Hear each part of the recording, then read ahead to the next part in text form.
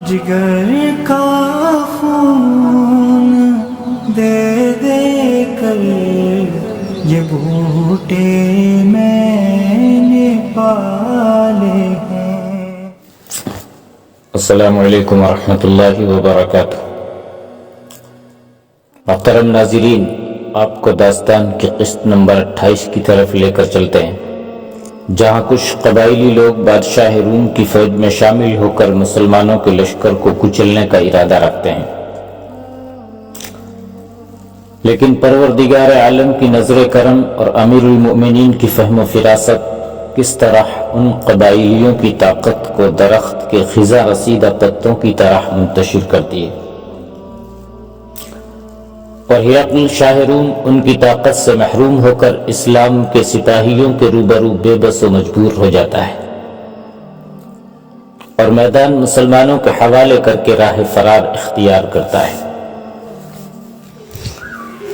تو چلیے ناظرین، قسط نمبر 28 آپ کی سماعتوں کی نظر کرتے ہیں۔ بسم اللہ الرحمن الرحیم۔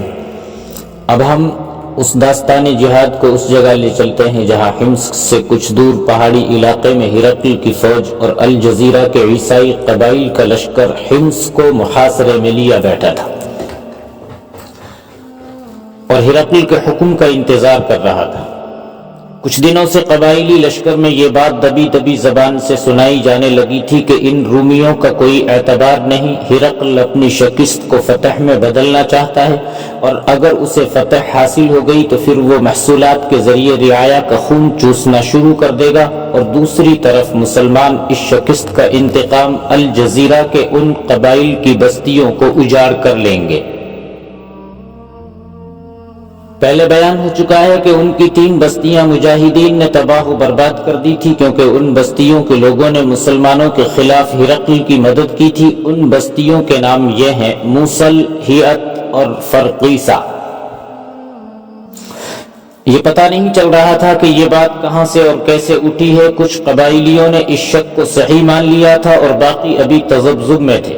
ان میں جو ذرا عقل و ہوش والے تھے وہ کہتے تھے کہ ابھی وقت ہے، سوچ لو، رومی فوج لڑنے کے قابل نہیں رہی اور یہ فوج لڑنے کی بجائے پسپائی کے راستے دیکھے گی۔ اگر ہرقل کی فوج پسپا ہو گئی تو مسلمان الجزیرہ کی بستیوں کو کھڑا نہیں چھوڑیں گے۔ یہ شکوک و شبہات وہ 10-11 مجاہدین قبائلیوں کے لشکر میں پھیلا رہے تھے، جنہیں ابو عبیدہ رضی اللہ عنہ نے ایسی ہی تخریب کاری اور جاسوسی کے لیے وہاں بھیجا تھا۔ وہ سب وہاں تک اکٹھے نہیں پہنچے تھے، ایک ایک 2 کر کے گئے تھے اور ظاہر یہ کیا کہ وہ عیسائی قبیلوں میں سے ہیں۔ ان میں سے جس سے بھی کوئی اصل قبائلی پوچھتا تھا کہ تم کس قبیلے سے ہو تو یہ مجاہد اس سے پوچھتا کہ تمہارا تعلق کس قبیلے سے ہے۔ وہ اپنا قبیلہ بتاتا تو مجاہد کسی دور دراز علاقے کے گمنام سے قبیلے کا نام لے لیتا۔ مختصر یہ کہ وہ مجاہدین اپنے مشن میں خاصی کامیابی حاصل کر رہے تھے۔ انہوں نے بددلی پھیلانا شروع کر دی تھی اور دیکھا گیا کہ اس کی مخالفت اور تردید بہت کم ہوتی تھی۔ تاریخوں کے مطابق حقیقت یہ ہے کہ ان قبائلیوں میں اکثریت ابھی وہم اور شک میں مبتلا تھی۔ وہ جو اللہ نے قرآن میں مجاہدین کو مزدہ خوشخبری سنائی کہ اللہ کی راہ میں جہاد کرنے والوں کو اللہ راستے دکھا دیا کرتا ہے اور نیک اعمال والوں کے ساتھ رہتا ہے، یہ فرمان حمص سے کچھ دور پہاڑی علاقے میں عملی صورت میں سامنے آ گیا۔ اس کی ابتدا بزنطیہ سے ہوئی تھی۔ پچھلے باب میں سنایا گیا ہے کہ الجزیرہ کے بڑے بڑے قبیلوں کے 25-30 سردار بزنطیہ ہرقل سے ملنے اور اسے جنگی مدد پیش کرنے گئے تھے، تو ان کے ساتھ 20-25 نہایت خوبصورت اور نوجوان لڑکیاں تھیں جن کے چہروں سے معصومیت ٹپکتی تھی۔ ان میں کچھ لڑکپن کی کم عمری میں تھی۔ انہوں نے یہ لڑکیاں ہرقل کو دربار میں پیش کی تھی اور بتایا تھا کہ وہ اس کی مدد کو آئے ہیں۔ ہرقل نے ان معصوم لڑکیوں کو دیکھ کر پوچھا تھا کہ تم یہ لڑکیاں میرے لیے تحفہ لائے ہو؟ ایک بوڑھے عیسائی سردار نے اسے جواب دیا تھا کہ ہم آپ کے بازو مضبوط کرنے آئے ہیں۔ اور یہ لڑکیاں ہم تحفے کے طور پر نہیں لائے، یہ ہماری اپنی بیٹیاں ہیں، انہیں ہم آپ کے پاس صرف یہ دکھانے کے لیے لائے ہیں کہ یہ ہماری عزت اور آبرو ہے جو اس جنگ میں محفوظ نہیں رہی۔ اس قبائلی سردار نے یہ بھی کہا تھا کہ ان معصوم بچیوں اور ان جیسی ہزارہ بچیوں کی آبرو کی حفاظت کرنے کے لیے آپ کے ساتھ بات کرنے آئے ہیں، آپ ہماری مدد کریں اور ہم آپ کی مدد کریں گے اور آپ کو ہزارہ جوان جنگجوؤں کا لشکر دے دیں گے۔ اسی ملاقات میں ان قبائلی سرداروں کے ساتھ ہرقل نے جنگی معاہدہ کر لیا اور انہیں کہا کہ وہ واپس چلے جائیں اور جس قدر لشکر اکٹھا کر سکتے ہیں کر لیں اور بہت ہی جلدی لشکر کو یہاں لے آئیں۔ ہرقل نے انہیں یقین دلایا کہ ان قبائلیوں نے اسے فتح دلا دی تو وہ ان تمام قبائل کو آزاد اور خود مختار کر دے گا اور ان پر اپنا کوئی محصول یا معاوضہ عائد نہیں کرے گا۔ یہ قبائلی سردار جب واپس جانے لگے تو انہوں نے کہا کہ ان کی لڑکیوں کو باہر بھیجا جائے کہ وہ انہیں اپنے ساتھ لے جائیں۔ کسی مشیر نے یہ مشورہ دیا کہ سفر لمبا ہے اور پر خطر بھی ہے، مسلمانوں کا کچھ پتہ نہیں کہ وہ کہاں راستے میں آ جائیں، ایسا ہوا تو وہ ان سب سرداروں کو قتل کر کے لڑکیوں کو اپنے ساتھ لے جائیں گے۔ سرداروں کو ہرقل پر اتنا اعتماد تھا کہ انہوں نے یہ بات مان لی اور لڑکیوں کو وہیں ہرقل کے محل کے کسی حصے میں چھوڑ کر آئے اور جہاں انہیں کسی قسم کی کوئی تکلیف نہیں تھی۔ دو مورخوں نے لکھا ہے کہ ظاہری طور پر یہ مشورہ تو ایک مشیر نے دیا تھا، لیکن در پردہ ہرقل کی اپنی خواہش تھی کہ اتنی خوبصورت اور نوخیز لڑکیاں اس کے ہاتھ سے نہ نکلیں۔ اس نے اس مشیر کو یہ مشورہ دینے کے لیے کہا تھا۔ ہرقل بادشاہ تھا اور بزنطیہ میں اس کا محل بھی تھا۔ اس نے سوچا ہوگا کہ اتنی حسین اور پرکشش لڑکیاں قبائلیوں کے خیموں اور جھونپڑوں میں اچھی نہیں لگتی، یہ تو محل میں رکھنے والی چیزیں ہیں۔ سردار چلے گئے اور جب وہ کچھ دنوں بعد واپس آئے تو ان کے ساتھ کم و بیش 30,000 لڑاکا نوجوانوں کا لشکر تھا، جس میں آدھی سے زیادہ نفری گھڑ سوار تھی۔ ہرقل نے باہر آ کر اس لشکر کو دیکھا تو اس کے چہرے پر رونق آ گئی اور اس رونق میں رعونت کا رنگ نمایاں تھا۔ اس لشکر کو اس نے لڑانا تھا اور غالباً اسے معلوم تھا کہ حمص میں مسلمانوں کی تعداد 4,000 سے زیادہ نہیں، اور یہی وہ شہر ہے جو سب سے زیادہ اہم ہے اور قریب بھی۔ اس نے اس لشکر کو دیکھتے ہی حمص کو محاصرے میں لے کر اور پھر یلغار کر کے حمص پر قبضہ کرنے کا منصوبہ تیار کر لیا تھا۔ کچھ ہی دن گزرے تھے کہ مصر سے 4,000 گھڑ سواروں کی کمک پہنچ گئی۔ یہ کمک ہرقل نے منگوائی تھی۔ اس کمک کا کمانڈر ہرقل کا اپنا بیٹا قسطنطین تھا۔ ہرقل نے قبائلی لشکر بھی اس کے حوالے کر دیا اور اس طرح قسطنطین اپنے سوار دستوں کے علاوہ قبائلی لشکر کا بھی کمانڈر بن گیا تھا۔ ہرقل نے بیٹے کو تمام تر ہدایات دے کر اور حمص پر حملہ بولنے کا منصوبہ سمجھا کر اسے اس مقام پر بھیج دیا جس کا ذکر اس داستان میں ہو چکا ہے۔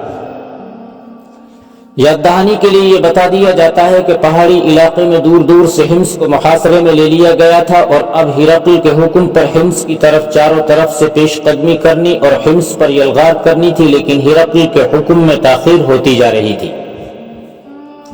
قسطنطین جب بزنطیہ میں تھا تو اس نے ان 20-25 لڑکیوں کو دیکھا تھا جنہیں الجزیرہ کے قبائلی سردار اپنے ساتھ لائے تھے۔ قسطنطین ابھی نوجوانی کی عمر میں تھا، ہرقل بڑھاپے کی عمر میں بھی عورتوں کا رسیا تھا۔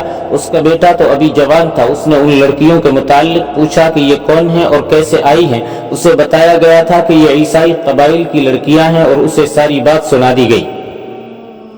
2-4 دنوں بعد اسے آگے بھیج دیا گیا تھا۔ کچھ دن آگے محاذ پر رہ کر اس نے اپنی فوج اور لشکر کی ترتیب دیکھی اور اپنے ماتحت کمانڈروں کو ہدایات دیتا رہا۔ وہ شاید اس جنگلاتی اور پہاڑی علاقے سے اکتا گیا تھا اور اس کے لیے وہاں اس کے سوا کوئی کام نہ تھا کہ گھوڑے پر سوار ہو کر اپنے دستوں اور قبائلیوں کے لشکر کو دیکھ آتا تھا۔ یہ تو کئی میلوں پر پھیلا ہوا لشکر تھا، ابھی کوئی جنگی سرگرمی نہیں تھی۔ ایک روز وہ بزنطیہ چلا گیا۔ وہ اپنے باپ ہرقل سے حکم لینا چاہتا تھا یا ویسے ہی بغرض تفریح چلا گیا تھا۔ یہاں یہ بتانا ضروری ہے کہ ہرقل کا ایک بیٹا اور بھی تھا۔ اس کی کئی بیویاں تھیں اور ہر بیوی سے اولاد تھی، لیکن یہ دوسرا بیٹا اس کی تمام تر اولاد میں سے نمایاں اور ایک خصوصیت کا حامل تھا۔ اس کا نام یوکلس تھا۔ اور اس کی عمر ابھی 16-17 سال تھی۔ ہرقل کا اصل پیار قسطنطین سے تھا۔ قسطنطین جنگی فہم و فراست اور مہارت کا حامل ہونے کے علاوہ سلطنت کے امور سے بھی واقف تھا اور پیچیدہ مسئلے بھی سلجھا لیا کرتا تھا۔ ہرقل نے قسطنطین کو ہی اپنا جانشین مقرر کر دیا تھا۔ ہرقل کا بیٹا یوکلس کسی اور بیوی سے تھا۔ اس کی ماں بڑی چال باز اور ہوشیار عورت تھی اور اس کا ذہن محلاتی سازشوں میں خوب چلتا تھا۔ اس سے بہت دکھ تھا کہ ہرقل نے قسطنطین کو جانشین مقرر کر دیا تھا، لیکن یوکلس کی ماں اپنے اس بیٹے کو جانشین مقرر کروانا چاہتی تھی۔ تاریخ میں ایسا کوئی اشارہ نہیں ملتا کہ یوکلس خود بھی جانشین بننے کا خواہش مند تھا یا نہیں، لیکن اس کی ماں کی سوچ کچھ اور ہی تھی۔ یوکلس میں ایک جسمانی خامی تھی جو اچھی خاصی معذوری تھی، وہ یہ کہ اس کا بایاں بازو پیدائشی طور پر بیکار تھا اور بالکل سوکھا ہوا۔ یوکلس کی ماں کو ہرقل نے یہی جواز بتایا تھا کہ وہ آدھے آدمی کو اپنی اتنی بڑی بادشاہی کا جانشین نہیں بنا سکتا۔ یوکلس کی ماں اس جواز کو تسلیم نہیں کرتی تھی۔ یوکلس کا کمال یہ تھا کہ دائیں بازو سے ہی تیغ زنی اور برچی بازی کر لیتا تھا اور اس کا وار خالی نہیں جاتا تھا۔ یوں کہہ لیں کہ وہ اسی طرح ماہر تیغ زن اور برچی باز تھا جس طرح دونوں بازوؤں والے ہوتے ہیں۔ ایسے ہی وہ گھوڑ سواری میں بھی شہ سوار بن گیا تھا۔ صرف دائیں ہاتھ سے گھوڑے کی لگام قابو میں رکھتا اور اس نے کئی بار کرتب بھی دکھائے تھے۔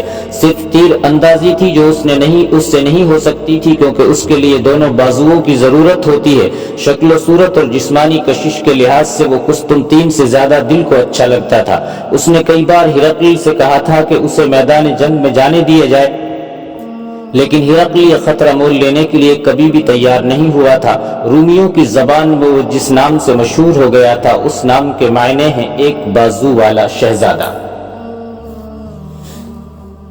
تو ناظرین، اس داستان کی قسط نمبر 28 اختتام کو پہنچی، اس لیے آپ سبھی حضرات سے التماس ہے کہ ہمارے اس چینل تاریخ اسلاف کو لائک اور سبسکرائب کریں اور اپنے دوست احباب کو بھی شیئر کریں، تاکہ ہماری نوجوان نسل کے اندر اسلاف کی تاریخ سے سبق حاصل کرنے کا جذبہ پیدا ہو۔ السلام علیکم ورحمۃ اللہ۔